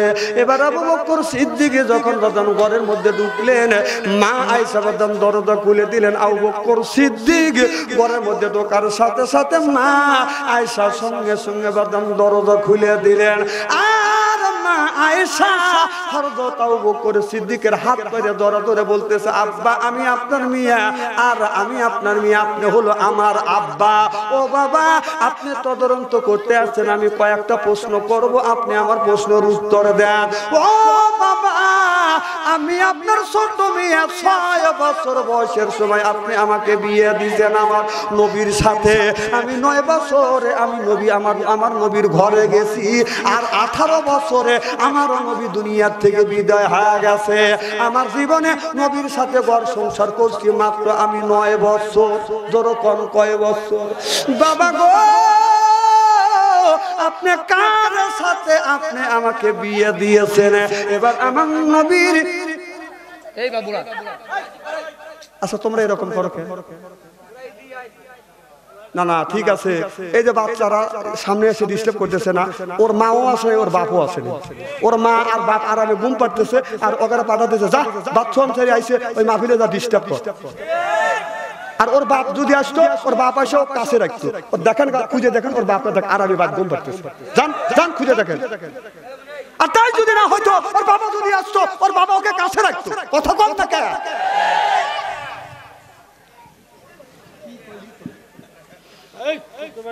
না, ওরা বোঝার কাম শেষ, তার চেয়ে বেশি বুঝছে ওর বাপ না। কোনে রইল আমি কই নেই কি, আবার আবার মানে আবার নাকি বলা লাগবে নাকি? আমার ভাইয়ের আমার ঠিকই বলে, বাবা কার সাথে বিয়ে দিয়েছে দিয়েছেন? কয় আমি বিশ্ব নবীর সাথে তোমাকে বিয়ে দিছি। বলে বাবা যেই নবীর সাথে আমারে বিয়ে দিয়েছেন 9 বছর আমি তার ঘর সংসার করছি। বাবা গো আমি তার ঘরের মানুষ, আপনি হলো তার বাইরের মানুষ। কথা বুঝতেছেন না? বিবিরা ঘরের মানুষ হয় না, বাইরের মানুষ হয়। তাহলে আপনারা বলুন আবু বকর ঘরের মানুষ না বাইরের মানুষ? আর মা আয়েশা সিদ্দিকা রাদিয়াল্লাহু তাআলা আনহা কোন কিসের মানুষ? মায়েশা বলে বাবা আমি ঘরের মানুষ আর আপনি বাইরের মানুষ। বাইরের মানুষ ঘরের মানুষ যা জানে ঘরের খবর বাইরের মানুষটা জানে না। আবু বকর সিদ্দিক বলে মা তুমি ঠিকই বলেছো। এবার দেখে বলে বাবা আপনি আমার নবীর কাছে আগা যাবেন, আগা যান। এবার আবু বকর সিদ্দিক আস্তে আস্তে আগা যাচ্ছে। এরপরে যা বলতেছে আসসালামু আলাইকুম, আসসালামু আলাইকা ইয়া রাসূলুল্লাহ, আসসালামু আলাইকা ইয়া হাবিবাল্লাহ। আল্লাহ এবার যখন আসসালামু আলাইকা ইয়া রাসূলুল্লাহ, আসসালামু আলাইকা ইয়া হাবিবাল্লাহ যখন বলছে, মা আয়েশা অমনি হযরত আবু বকর হাত ধরে ধরছে। বাবা গো জিন্দা মানুষকে আপনি সালাম দিচ্ছেন না মুর্দা মানুষকে সালাম দিচ্ছেন?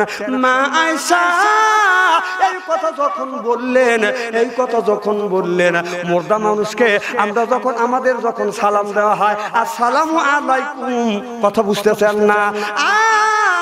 রাসূল সাল্লাল্লাহু আলাইহি সাল্লাম জীবিত আছে, তাকে যদি সালাম দেওয়া যায়, আমার নবীর কাছে যাইয়া হাজিরা হজ করে আসছে, আল্লাহ রাসূলের রওজার পাশে যায় সালাম দিয়েছে আসসালামু আলাইকা ইয়া রাসূলুল্লাহ, আসসালামু আলাইকা ইয়া হাবিবাল্লাহ। হাজি একটু সাক্ষী দেন, ও ভাইজান একটু সাক্ষী দেন। আসসালামু আলাইকুম বলছেন না আসসালামু আলাইকা বলছেন? দেখছেন সুবহানাল্লাহ, এটা জোরে কর।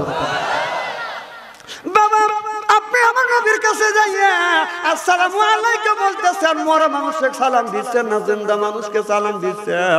এবার আবু বকর সিদ্দিক বলে মারে আমি জিন্দা মানুষকে সালাম দিচ্ছি। সুবহানাল্লাহ, এটা জোরে কর। সুবহানাল্লাহ পক্ষে যাচ্ছে কার? ওমরে। সুবহানাল্লাহ, এটা জোরে কর। ঠিক আছে বাবা তুমি যাও। এবার যাবে, এমন সময় নবীর পাশ থেকে জান্নাতি কান্নারাও শোনা যায়, জান্নাতি কান্নারাও শোনা যায়। এবার আবু বকর সিদ্দিক বলে মা আয়েশা রে আমার নবীর পাশে জান্নাতের কান্নারাও পাওয়া যায়, মা কে কান্দে? এবার মা আয়েশা রাদিয়াল্লাহু তাআলা আনহা বলতেছে বাবা গো কাঁদতেছে আমার নবীর মা। এবার হযরত আবু বকর বলে ইয়া রাসূলুল্লাহ, আবু বকর বলে মা আয়েশা নবীর মা আমি জানি আমার নবীর বয়স যখন 6 বছর, বাবা মারা গেছে মাতৃগর্ভে 5 মাস, তখন বাবা মারা গেছে। 6 বছর বয়সের সময় মা মারা গেছে, নবী মারা গেছে, নবীর লাশের পাশে জান্নাতি কান্না শোনা যায়। তুমি বলতেছো তার মা কাঁদতেছে। এবার হযরত আয়েশা বলে বাবা আপনি জানেন না, এই জন্য আমি বলছি আমরা ঘরের মানুষ যা জানি আপনি বাইরের মানুষ তা জানেন না। চিল্লাইয়া কর সুবহানাল্লাহ। বলে বাবা আগা যায় না, তার মা ফাতেমা কান্দে। সুবহানাল্লাহ, এটা জোরে কর। এবার আবু বকর সিদ্দিক বলে মা এটা হলো নবীর বিটি ফাতেমা, তুমি তাকে মা বললে? বলে বাবা এই জন্যই বলছি ঘরের মানুষ যা জানে বাইরের মানুষ জানে না। ও বাবা আমরা যখন 3 জন 4 জন সতীন মিলিয়া আমার নবী যখন শুয়ে থাকতো, আমরা 4 জন 5 জন সতীন যায়া একজন মাথা হাতা দিত, একজন বাদান আপনার হাত টিপে দিত, একজন পা মালিশ করে দিত। আমার নবী ঘরের মধ্যে যাইয়া মা হাফসার বুড়িতে এরকম করে হাত দিয়ে বলে হাফসা রে খানা তুমি কমাইয়া দাও, 3 ভাগে ভাগ করে তুমি খাবার খাও, তোমার পেটের বুড়ি বড় হবে না। একবার খাবার একবার খালি আর একবার পানি। আল্লাহ নবী বলেছে কেউ যদি একবার খাবার আর একবার খালি আর একবার পানি যদি খায় ওই লোকটার বুকের চাইতে কোনোদিন পেট বড় হবে না। চিল্লা কর সুবহানাল্লাহ।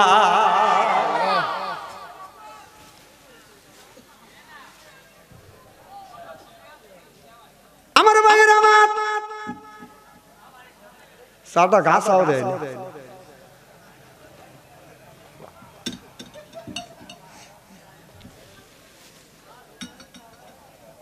আমার ভাইয়ের আমার খারাপ লাগতেছে নাকি? আজকে যদি আধা ঘন্টা আলোচনা বাড়া দিই আপনারা আসেন তো ইনশাল্লাহ? ঠিক আছে। এই তো পান দেওয়া শুরু করলে, আমি তোমার চিনি না।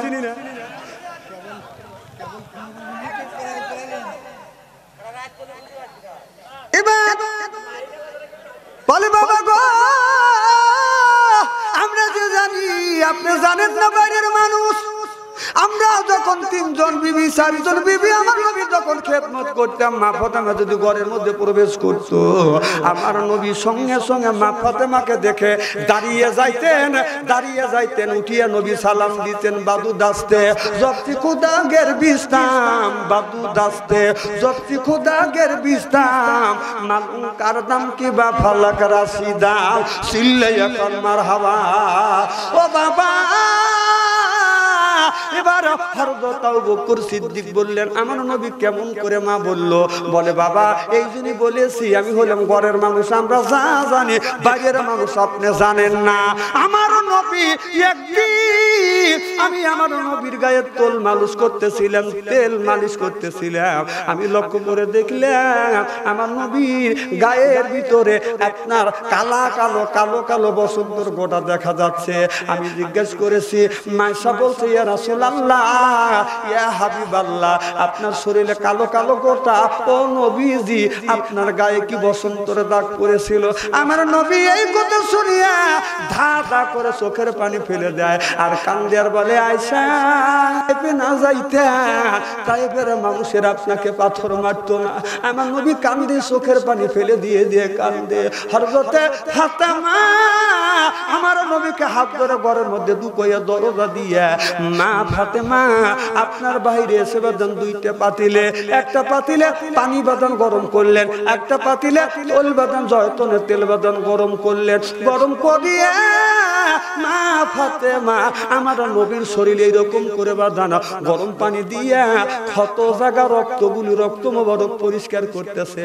আর মা ফাতেমা আকাশের দিকে তাকাইয়া বলে, আল্লাহ, ও আল্লাহ, ইব্রাহিম আলাইহিস সালামকে যখন আগুনের মধ্যে পোড়াইছে, আল্লাহ গো নমরুদ আগুনের মধ্যে ফেলে দিছে, তুমি আগুনটা ফুলের বাগান বানাইছো। মাওলা রে, ফিরাউন যখন মুসা আলাইহিস সালামকে ধাওয়া করছে, নদীর মধ্যে তুমি বিশ্বরোধ তৈরি করে দিয়েছো। হযরত ইউনূস আলাইহিস সালাম যখন পানির মধ্যে পড়ছে, মাছে গিলে খাইছে, আর ওই মাছের পেটটা ফুলের বাগান বানাইছো। ও আল্লাহ, আমার বাবা তাইফের জমিনে কলেমার দাওয়াত দিতে গেছে, তুমি কি পারো না? আল্লাহ, ওই পাথরটা কি তুমি তুলো বানা দিতে পারো না? ও আল্লাহ, তোমার বাবা নাই, তুমি বাবার ব্যথা বোঝো না, এই জন্য আমার বাবাকে তাইফের মানুষেরা পাথর দিয়া মারছে, ক্ষত বিক্ষত হয়ে গেছে, রক্তগুলি টাস করে জমিনে পড়ছে। আল্লাহ, তোমার বাবা নাই, তুমি বাবার ব্যথা বোঝো না। আমার নবী দেখে বলে, মা ফাতেমা, তুমি এমন কথা বলো না। এবার ফাতেমা বলে, আব্বা আপনি কিছু বলেন না, আমি আল্লাহর সাথে আমাকে একটু সরগা করতে দেন। এবার মা ফাতেমা বলে, আল্লাহ রে, আমি জানি তোমার বাবাও নাই, বাবার ব্যথা বোঝো না। আল্লাহ, আমার বাবা আছে, আমার বাবা ক্ষত বিক্ষত হয়ে আছে। ও আল্লাহ, তুমি তো ইন্নাল্লাহ আলিমুম বিযাতিস সুদূর, আল্লাহ তুমি অন্তরের খবর জানো, আমার অন্তরের দিকে তাকিয়ে দেখো, আমার অন্তর পুরে ছাই হয়ে গেছে। আল্লাহ, আমার অন্তর পুরে ছাই হয়ে গেছে, তোমার তো বাবা নাই। আকাশের দিকে তাকে বলে, আল্লাহ তোমার বাবা নাই, বাবার ব্যথা বোঝো না। আজকে যদি তোমার বাবা থাকতো, তোমার বাবার ব্যথা তুমি বুঝতে। আমার বাবাকে মারছে, আমি ব্যথা বুঝি, তুমি বোঝো না, আল্লাহ কিন্তু বোঝে। আল্লাহ বললেন, আল্লাহ নবীর কাছে জানিয়ে দিলেন, ও নবীজি, আপনাকে তামাম পৃথিবী রহমত করে পাঠাইছি, আমা আরসালনাকা ইল্লা রাহমাতাল লিল আলামিন। আমার তামাম পৃথিবী রহমত করে আমার নবীকে পাঠাইছে। আমার নবী দেখে বলে, ফাতেমা রে, অমনি ফাতেমার মুখ করে বললেন, মা আর আল্লাহর সাথে জর্গা করিস না মা, আমাকে আল্লাহ রহমত শরীফ প্রেরণ করেছে। এবার মা ফাতেমা আমার নবীকে ডানুর উপর শুয়াইয়া আপনার ওই যে পানি দিয়া, গরম পানি দিয়া রক্ত মোবারক বাদান পরিষ্কার করে দিচ্ছে। এমন সময় আপনার মা ফাতেমা জয়তুনের তেল গরম করিয়া ক্ষত জায়গা লাগা দিচ্ছে। আমার নবী আরাম পাচ্ছে, নবী অমনি ঘুমিয়ে পড়ছে। আমার নবী ঘুমের মধ্যে স্বপ্নে দেখে নবীর মা হযরতে নবীর মা আমেনা এসে হাজির হয়ে গেছে। আমার নবী স্বপ্নে দেখে বলতেছে, মা রে, ও মা, আমি জীবনে কোনোদিন আব্বা দেখি নাই গো মা, 6 বছর বয়সে মা রে আমি তোমাকে হারাইছি মা, সে যে চলে গেছো মা, আর তুমি ফিরে আসো নাই। যার বাবা না সেই বাবার ব্যথা বলতে, মা যার দুনিয়ায় নাই সেই মায়ের ব্যথা বলতে কলিজে আঘাত লাগবে। যে লোকটার মা মারা গেছে রে, তার কলিজে আঘাত লাগবে। চোখে যদি পানি আসে সেই মানুষটার চোখে পানি আসবে। ও বাদাম, আমি আমার মায়ের ব্যথা আমি ভালো করে বুঝি। আমার মা এই জমিতে 112 বছর পর্যন্ত বেঁচে ছিল, আমার বাবা 97 বছর পর্যন্ত বেঁচে ছিল।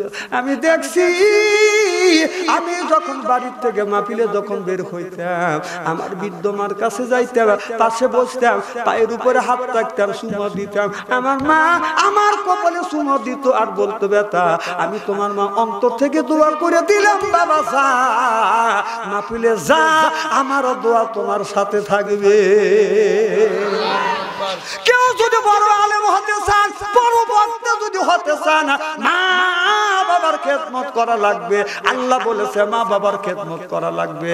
আল্লাহ বললেন, ওয়াকাদা রাব্বুকা, হে বান্দা আমার দাসত্ব করো, আল্লাহ তাবুদু আমার গোলামি করো, ইল্লা ইয়াহু আমার বন্দেগী করো, ওয়া বিল ওয়ালিদাইনি ইহসানা।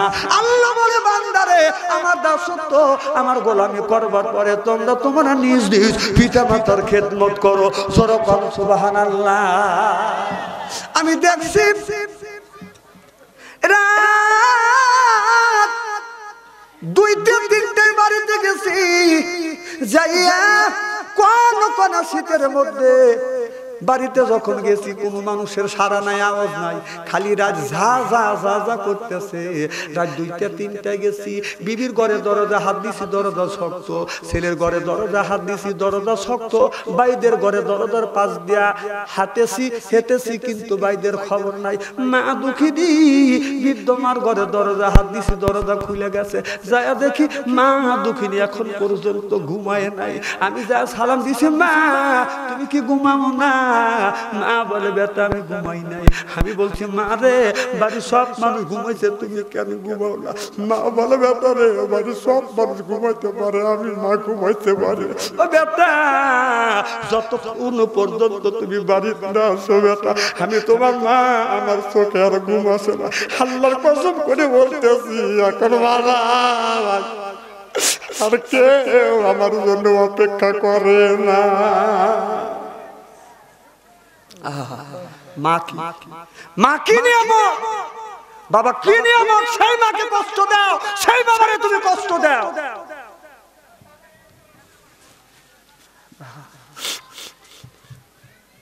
রাত 2-3 বাসায় গেছি, মা হাত ধরছে, হাত ঠান্ডা, কপালে হাত দিছে, কপাল ঠান্ডা, পায়ে যখন হাত দিছে পা ঠান্ডা। মা বলে, বেটা তুমি ঘুমিয়ে পড়ো। আমি যখন লেপের মধ্যে ঘুমাইছি, আমি আমার মায়ের পাশে শুইছি। মা রে, আমার মা চলে যাবে, আমি জানি না মা চলে যাবে, মায়ের কাছে শুইছি। আমার মা কি করছে, ওই রাত 2টার সময় বাদাম সরিষার তেল বাদাম গরম করিয়া আমার শরীরে মালিশ করে দিছে।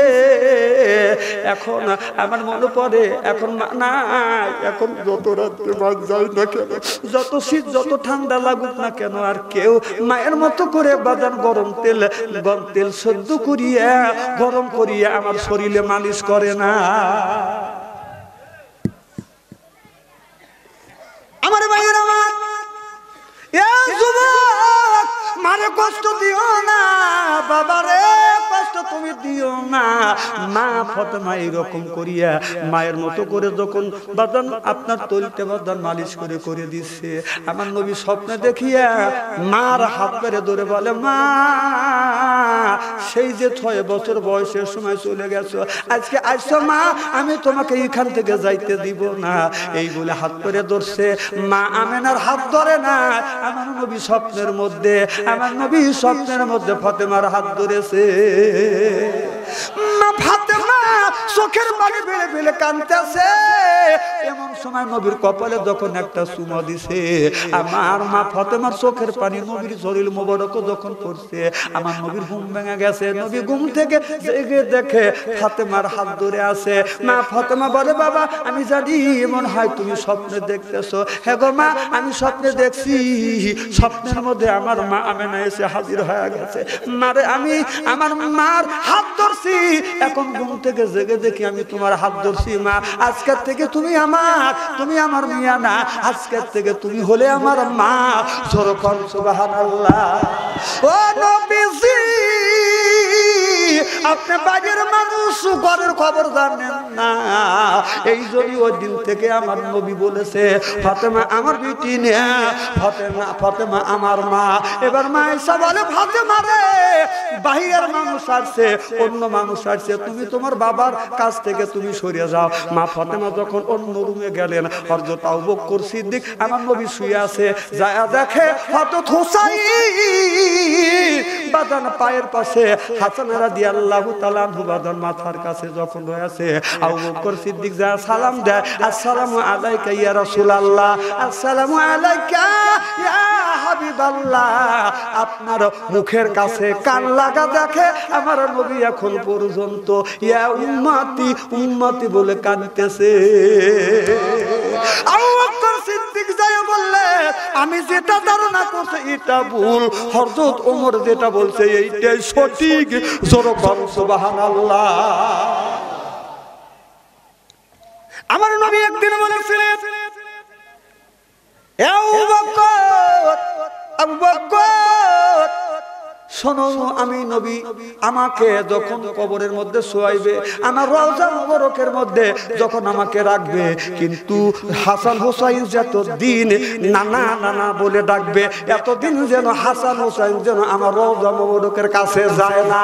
আর যেদিন আমি নানা হব, ওই দিন জানি সালাম দেয়, আর নাতি হইয়া আমার পাশে দাঁড়াইয়া যতদিন নানা নানা বলে ডাকবে, নানার বুঝ অন্তর থেকে যখন চলে যাবে, যখন আমি নবী আর নবীর বুঝ যখন অন্তরে আসবে, এরপরে যেন আমার রওজার পাশে যায় সালাম দেয়। নাতি হইয়া আমার রওজার পাশে যা যদি সালাম দেয়, আমি নানা বলে যদি ডাক দেয়, আমি নবী আমার উচিত হবে কবর ভাঙা উঠে হোসেন হাসান হোসেনের সাথে দেখা করা। চিল্লাইয়া সুবহানাল্লাহ।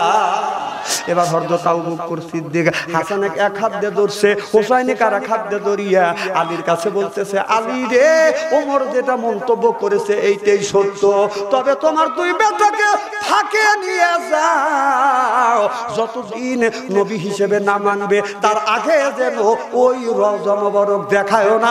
চিল্লাইয়া সুবহানাল্লাহ।